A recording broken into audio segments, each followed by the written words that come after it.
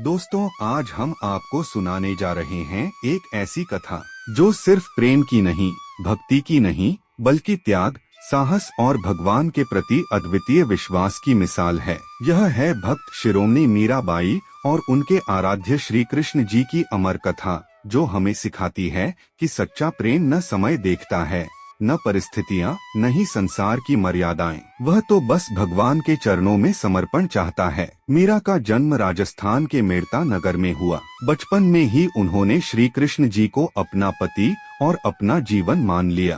कहते हैं, एक बार मीराबाई केवल 5 वर्ष की थीं, जब उन्होंने अपनी सखी को सुंदर दुल्हन के वस्त्रों में देखा और पूछा, मैं किससे विवाह करूंगी? सखी ने हंसते हुए घर के मंदिर में रखी श्री कृष्ण जी की मूर्ति की ओर इशारा करते हुए कहा, यही तुम्हारे पति हैं। बस उस दिन से मीरा का जीवन श्री कृष्ण के नाम हो गया। उन्होंने न कभी इस संसार के राजाओं को अपना मान लिया, न ही वैभव को। बस मन में एक ही छवि बसा ली, नटखट, मोहक, मुरली बजाने वाले श्याम सुंदर की। समय बीता, मीरा युवा हुई। उनका विवाह मेवाड़ के राजकुमार भोजराज से हुआ। लेकिन महलों की चकाचौंध में भी मीरा का मन मंदिर के कान्हा में ही रमा रहा।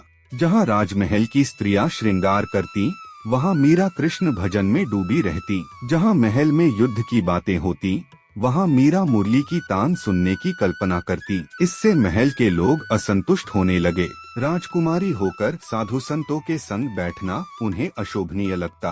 पर मीरा का उत्तर सीधा और सच्चा था, जिसे मैंने बचपन से अपना मान लिया, उसके संग भक्ति करना कोई अपराध नहीं। मेरा श्रृंगार, मेरा धन, मेरी आत्मा, सब श्याम सुंदर के चरणों में अर्पित हैं। महल में मीरा की भक्ति बढ़ती गई और साथ ही विरोध भी।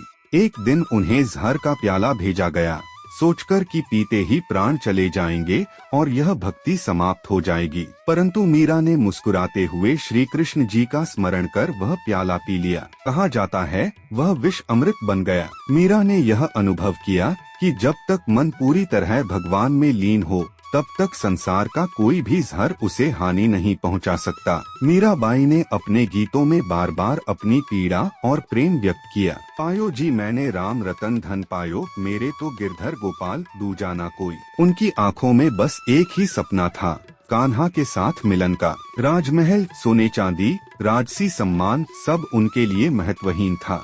कहते हैं, जीवन के अंतिम समय में मीरा द्वारका पहुंच गईं। वहां श्री कृष्ण के मंदिर में भजन करते करते उनकी आत्मा ऐसे लीन हो गई कि लोग कहते हैं, मीराबाई मूर्ति में समा गई। उनका शरीर नहीं मिला, बस कान्हा के चरणों में पड़ी उनकी ओढ़नी मिली। मीराबाई की कथा हमें यह सिखाती है कि सच्ची भक्ति में डर, लोभ और मोह का कोई स्थान नहीं। संसार चाहे विरोध करे, पर भगवान के प्रति समर्पण अडिग रहना चाहिए। प्रेम वही है जो निस्वार्थ हो और जिसमें केवल अर्पण हो।